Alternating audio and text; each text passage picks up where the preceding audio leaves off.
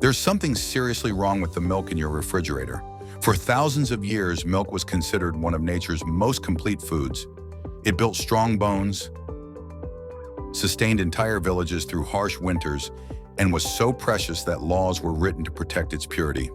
But today, the same word milk describes a sterile, homogenized liquid that triggers digestive distress, allergies, and chronic inflammation in millions of people.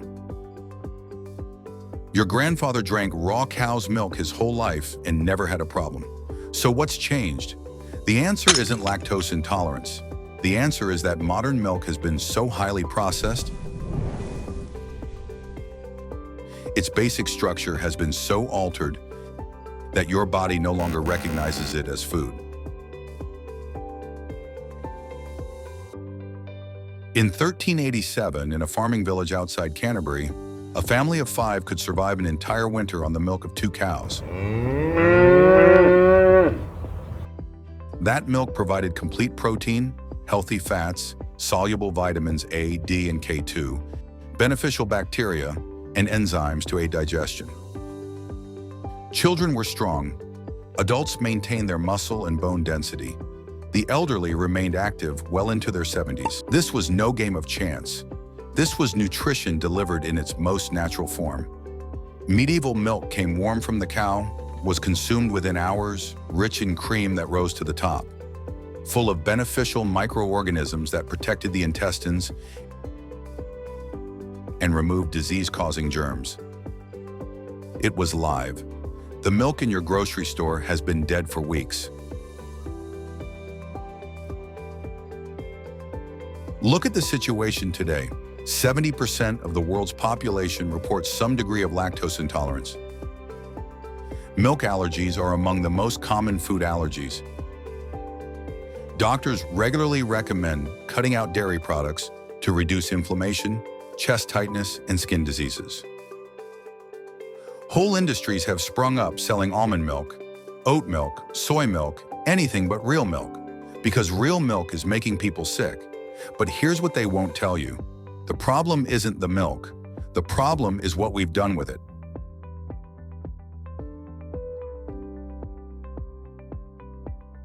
Modern milk is pasteurized at temperatures that destroy enzymes. Homogenized, which breaks down fat molecules. It's separated and then recombined to standardize the fat content, and then fortified with synthetic vitamins to replace what processing has destroyed.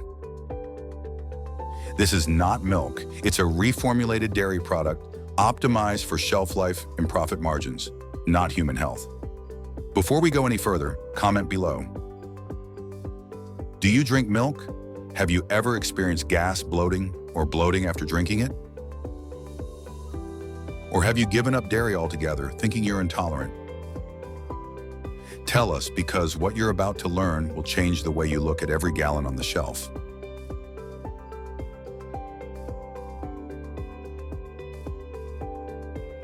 Walk into any supermarket and you'll see rows of plastic containers labeled whole milk, 2%, skim, lactose-free, organic, ultra-pasteurized.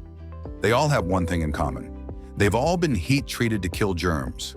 Pasteurization, named after Louis Pasteur, was introduced in the late 1800s as a public health measure to prevent the spread of tuberculosis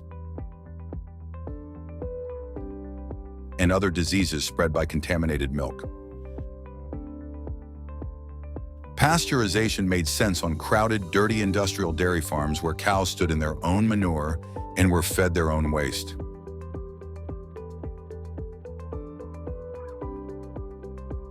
Traditional pasteurization heats milk to at least 161 degrees Celsius for 15 seconds. Ultra-pasteurization, which is increasingly common today, heats it to 200 degrees Celsius for just 2 seconds. These temperatures not only kill harmful bacteria, but also beneficial bacteria like lactobacillus and bifidobacterium that help with digestion.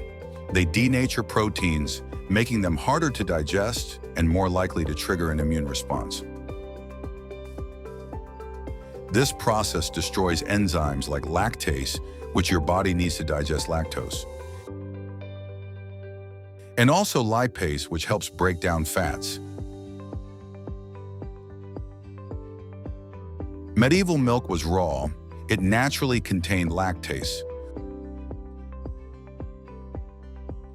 which meant that even people with low lactase production could digest it without any problems.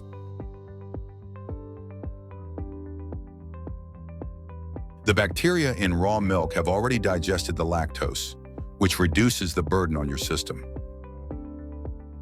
When you drink pasteurized milk, you are consuming lactose without the enzyme it needs to process it. Your intestines have to struggle. The undigested lactose ferments in your intestines, causing gas, bloating, pain, and diarrhea. Then the doctor tells you that you are lactose intolerant. No, your body's reacting normally to an incomplete diet. Then comes homogenization. This process forces the milk through a fine screen under high pressure, breaking up the fat particles so that the cream doesn't separate and rise to the top. This creates the smooth texture that consumers expect, but it also creates a problem. Natural milk fat particles are large and surrounded by a protective membrane. Your body digests them slowly and efficiently. Homogenized fat particles are extremely small and have damaged membranes. They easily pass through your intestinal lining, potentially triggering inflammation and allergic reactions. Some researchers believe this is why milk allergies and sensitivities have increased since homogenization became standard in the 1930s.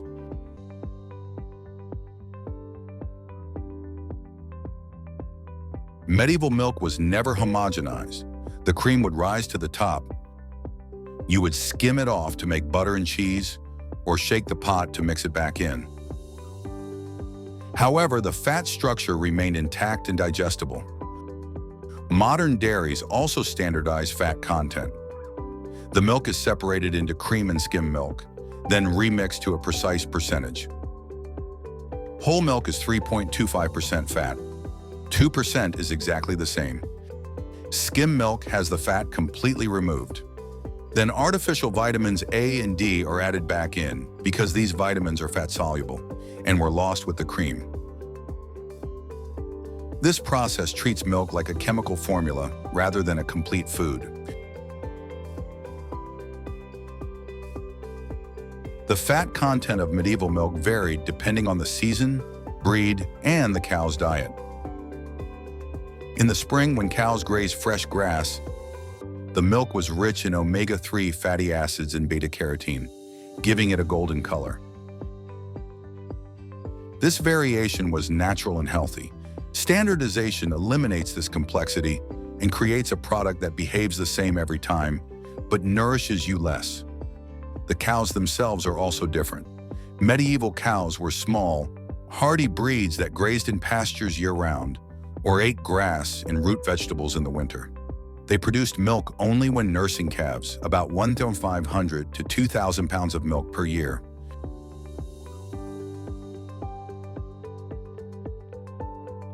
Modern Holstein cows, the dominant breed in industrial dairies, have been bred to produce more than 23,000 pounds of milk per year.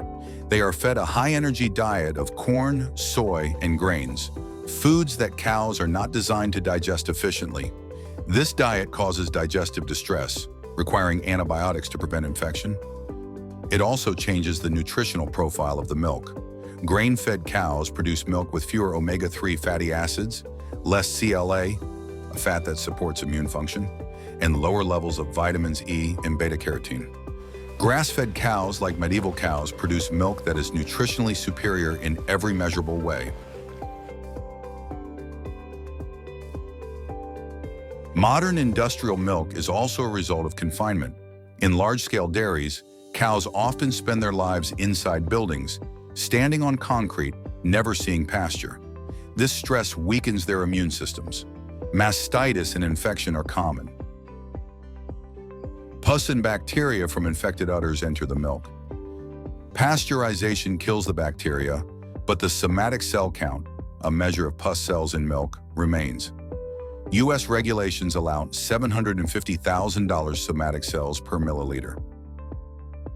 Europe allows $400,000. Medieval milk had virtually no somatic cells because healthy cows grazing on pasture rarely had infections.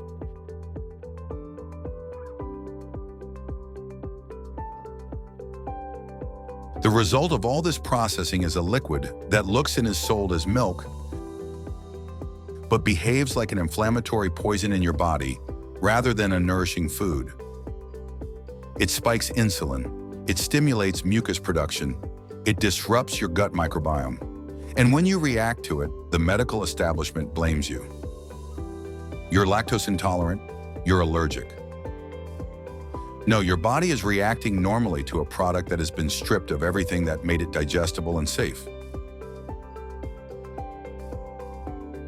To understand why medieval milk was different, we have to go back to the source, to the cow. Medieval Europe had dozens of regional cattle breeds adapted to local conditions. In the Scottish Highlands, the short, hairy Highland cattle grazed in rugged terrain and produced rich, fatty milk, excellent for butter and cheese. These breeds were not selected for maximum yield. They were selected for hardiness, disease resistance, and the ability to thrive on local forage. The result was healthier animals and better milk. These cows grazed on biodiverse pastures, not monoculture grasslands. Rather, they were fields with dozens of plant species, clover, herbs, wildflowers, each contributing a different nutrient.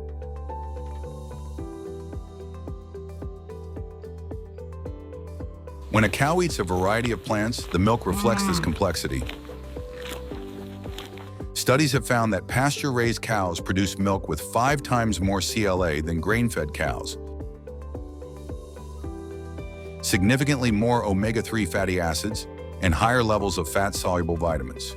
Medieval cows ate what nature provided, and their milk was nutritionally dense.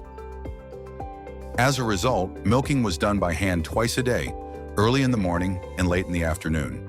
The milk went directly into wooden buckets or clay pots, never touching metal or plastic. It was consumed within hours or immediately turned into butter, cheese, or buttermilk. There was no refrigeration, so preservation methods relied on fermentation. Leaving the milk to sit naturally soured it as beneficial lactic acid bacteria consumed the lactose and produced lactic acid. This created what we now call clabber, a thick, tangy cultured milk that was highly digestible and rich in probiotics. The process of making cheese and butter was a weekly ritual. Nothing was wasted. The liquid byproduct, whey after cheese making, was fed to pigs or used in baking. Every part was used, and every form was more digestible than the raw product because the fermentation had broken down the lactose and protein. Let's talk about enzymes because that's where the real damage is done.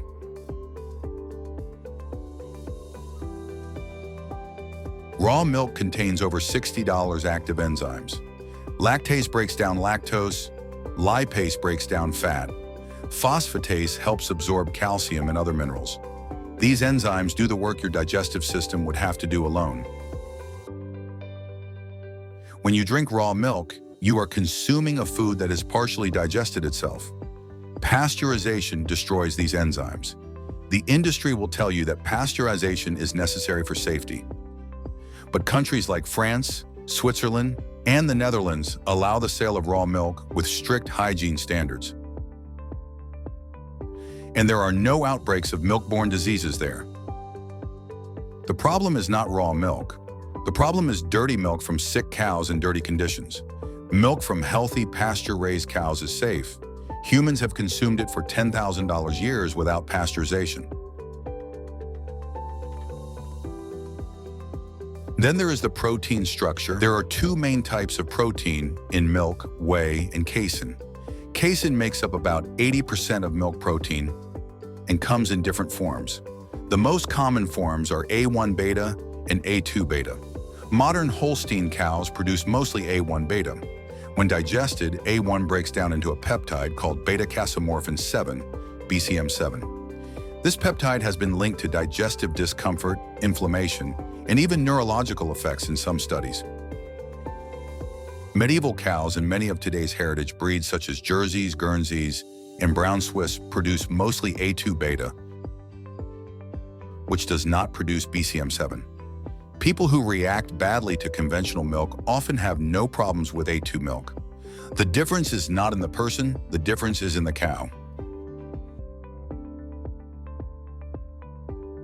Pasteurization also changes the structure of casein. Heat causes proteins to clump and denature, making them harder to digest and more likely to provoke an immune response. Raw milk proteins remain in their natural form, which your body recognizes and processes effectively.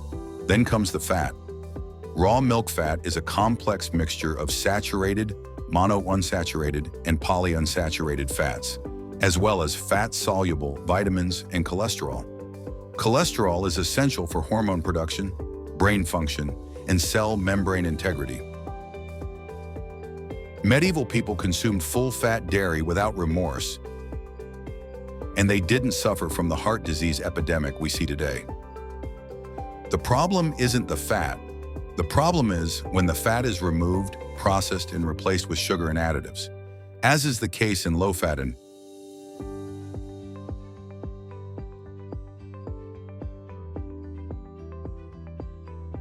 Why did this processing begin? This change began with the rise of urban populations in the late 19th century. As cities grew, milk had to travel longer distances from farm to table. Urban dairies emerged. Cows were crammed into filthy sheds, fed on waste, and produced milk that was truly dangerous. Diseases were linked to contaminated milk. Pasteurization was introduced as an emergency measure, and it worked. Mortality rates dropped, but rather than improve dairy conditions, the industry chose to continue the dirty system and simply heat-treat the milk. Pasteurization became a shortcut that allowed lower-quality milk to be sold safely. If you want to drink milk that nourishes rather than harms, you have a few options.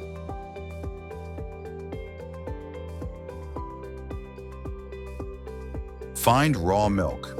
Depending on where you live, it may be legal for you to buy it directly from a farm or pick it up at a farmer's market. Look for farms that raise their cows on pasture and regularly test their milk for safety. Many people who used to think they were lactose intolerant find that they can drink raw milk without any problems. 2. Non-homogenized milk. If raw milk is not available, look for non-homogenized milk that has been pasteurized at a low temperature. Non-homogenized milk, which is often sold in glass bottles with cream, retains its natural fat structure, which is easier to digest. 3. Fermented dairy, yogurt, kefir, and aged cheeses are made from high-quality milk that is easy to digest. Choose full-fat, organic versions. Traditional fermented dairy is a powerful probiotic.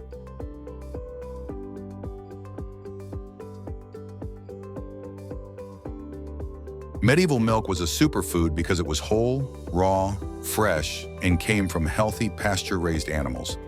It contained everything your body needed to digest and absorb it.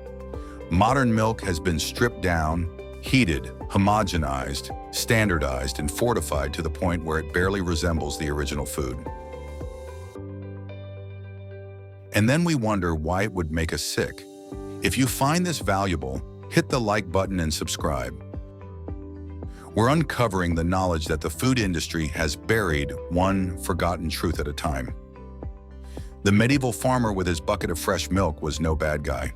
He was drinking a complete living diet that had been perfected over thousands of years.